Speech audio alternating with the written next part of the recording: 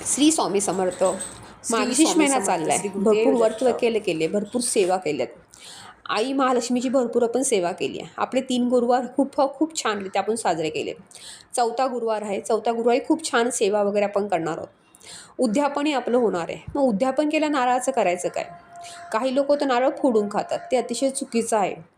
आपण कलशावर स्थापन केलेला नारळ असेल, कधी पण मार्गशीर्षमधल्या गुरुवारचे जे कलशावर स्थापन केलेला नारळ असेल तो फोडून खायचा नाही आहे.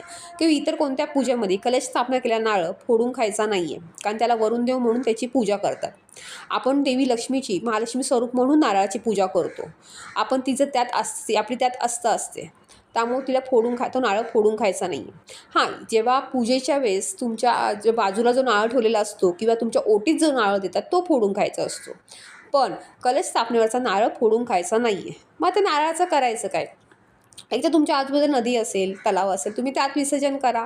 तुम्हाला ते नाही पटत विसर्जन करणं, तर तुम्ही त्या नारळाला त्याला तुमच्या कलश तसाच ठेवला तरी चालेल. कोंब येईपर्यंत ठेवा, नंतर त्याचं झाड पण तुम्हाला चांगलं होईल त्याचं, तेही चालेल. किंवा कुंडीत लावला तरी चालेल. किंवा मग तुम्ही तो नारळ, जसं गणपती बाप्पाला आपण पाण्यात विसर्जन करतो तसं नारळाला 3 वेळा पाण्यात विसर्जन करायचं. तुमच्या आसपास गार्डन नसेल तुमच्याकडे कुंडी असेल, त्या कुंडीमध्ये त्या नारळाला पुरायचं आहे.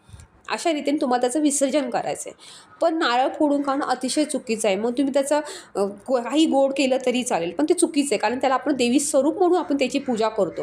आणि देवी स्वरूप म्हणून जेव्हा आपण त्याची पूजा करतो, तर त्याचं फोडणं म्हणजे आपल्या देवीचा आपण अपमान केल्यासारखं आहे. त्यामुळे हा नारळ फोडून खाऊ नये, त्याची पूजा करावी किंवा तो मातीत पुरावा. श्री स्वामी समर्थ. श्री गुरुदेव दत्त.